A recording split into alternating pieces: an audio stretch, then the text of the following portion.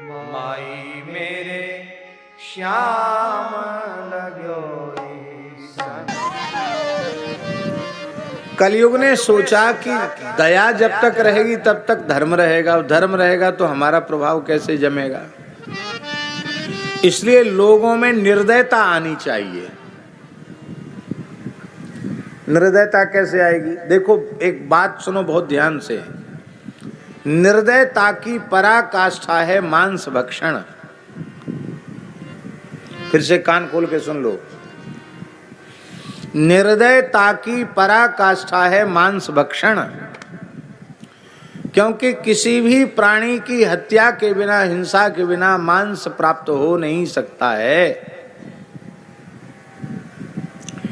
इसलिए सबसे बड़ा पाप है प्राणियों की हत्या करके, हिंसा करके उनका मांस खाना। मांस खाने से बड़ा कोई दूसरा पाप नहीं है।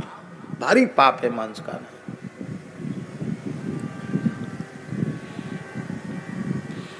भगवान ने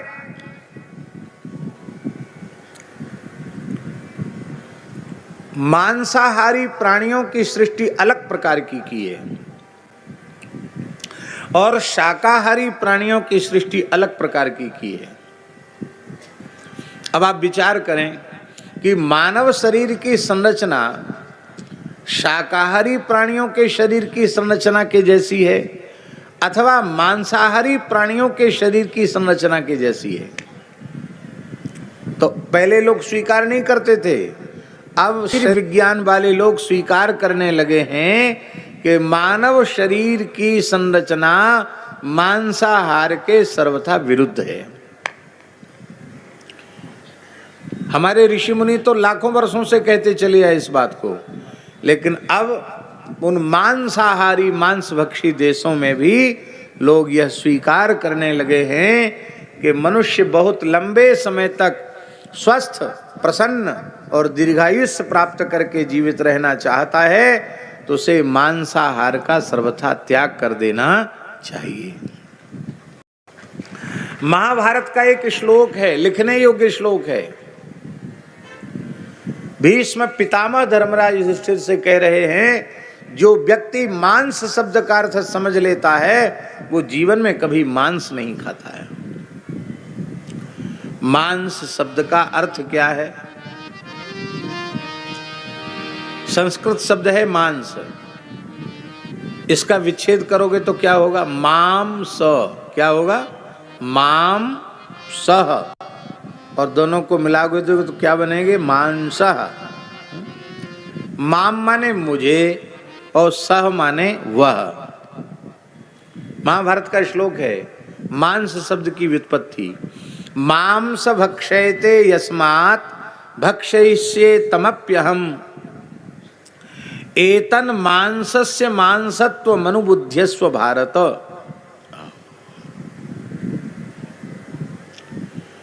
मांस भक्षयते यस्मात् भक्षयिष्ये तमप्यहम्। विराजो संत भगवान।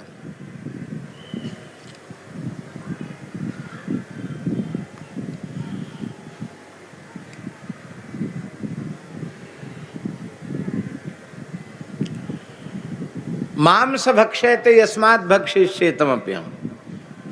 ये मुझे खाएगा तो मैं भी उसे अवश्य खाऊंगा। जब कोई व्यक्ति मांस खाता है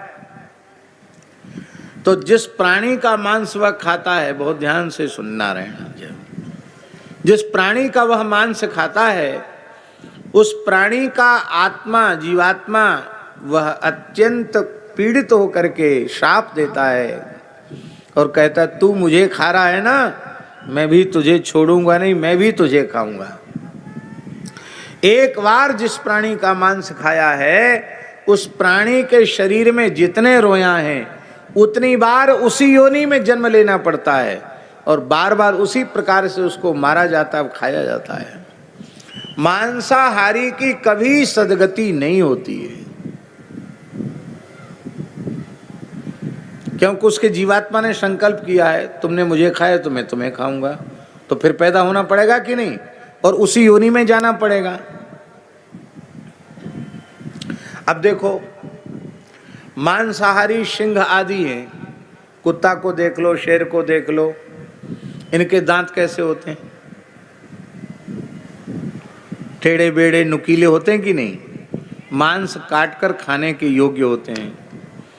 और शाकाहारी गाय, बैल, भैंस, भेड़, बकरी, ये सब शाकाहारी प्राणी हैं। इनके दांत देख लो, इनके दांत कैसे होते हैं? शेर जैसे होते हैं, कुत्ते बिल्ली जैसे होते हैं? कैसे होते हैं?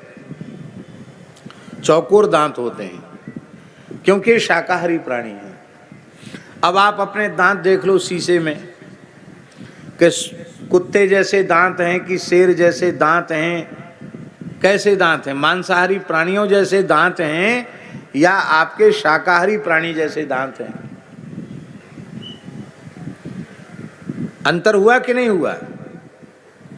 मांसाहारी प्राणियों की आंत 4 मीटर की होती है और शाकाहारी प्राणियों की आंत 32 मीटर की होती है।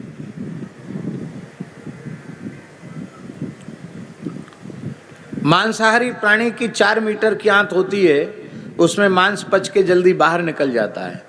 पर जिनकी 32 मीटर की आंत होती है, उनके भीतर मांस सड़ता है, पकता है और असमय में उनको बुढ़ापा आ जाता है और वे अल्प मृत्यु वाले हो जाते हैं। असमय में उनकी मृत्यु भी हो जाती है, क्योंकि मनुष्य की आंत भी 32 मीटर की है। उसमें मांस सड़ता रहता है, अनेक व्याधियां उत्पन्न करता है। जिस पशु का मांस खाया गया, उसके शरीर में जो रोग होता है वो रोग संक्रमित हो जाता है, वो व्याधि संक्रमित हो जाती है।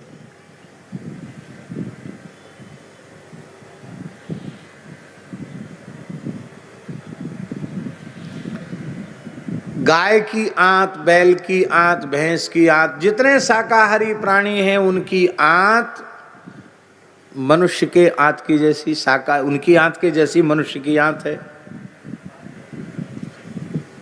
मांसाहारी प्राणी, उनमें श्वेत ग्रंथि नहीं होती, तो उनको गर्मी बहुत लगती है और जब वो गर्मी लगती है तो ठंडी जगह में बैठते हैं, वहां बैठ के भी जीव निकाल के श्वास लेते हैं। देखो कुत्ते को देखो, शेर को तो क्या देखोगे, कुत्ता ही देख लो,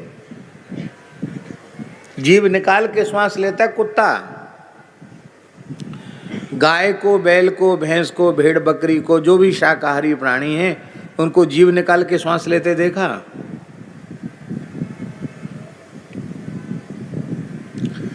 मांसाहारी प्राणी घूंट कर पानी नहीं पीते हैं, चपर चपर के पानी पीते, जीव से चाट चाट करके। और गाय को, भेड़ बकरी आदि, जो घोड़े आदि जो शाकाहारी प्राणी हैं, उनको पानी पीते हुए देखो कैसे पीते हैं? चपर चपर के पीते हैं कि घूंट के पीते हैं? अब आदमी जीव निकाल के श्वास लेता है कि चपर चपर के पानी पीता है? एकदम मानव शरीर की संरचना मांसाहार के सर्वथा विरुद्ध है। इसलिए मानव शरीर के साथ सबसे बड़ा पाप है मांस खाना। बहुत से लोग तो ज्यादा चतुर हो गए हैं, बोले वो मांस तो हम नहीं खाते, पर वो गोल गोल सफेद सफेद होता वो खा लेते हैं। अंडा कहते, क्या कहते भगवान जाने। राक्षस भी किसी प्राणी का गर्भ नहीं खाते थे, पर मनुष्य राक्षसों से भी गया बीता हो गया, अंडे खाने लग गया। महापाप है मांस खाना। कलयुग जिन 5 स्थलों में रहता है, उनमें एक स्थान हिंसा भी है। मांसाहारी के भीतर कलयुग रहता है। मद्य, मांस, व्यभिचार, जुआ और पाप की कमाई, इन 5 स्थलों में कलयुग रहता है। इन 5 स्थलों से बचना चाहिए। 5 दोष जिसके जीवन में नहीं है, वो कलयुग में पैदा होकर सतयुग में जी रहा है। माई मेरे श्याम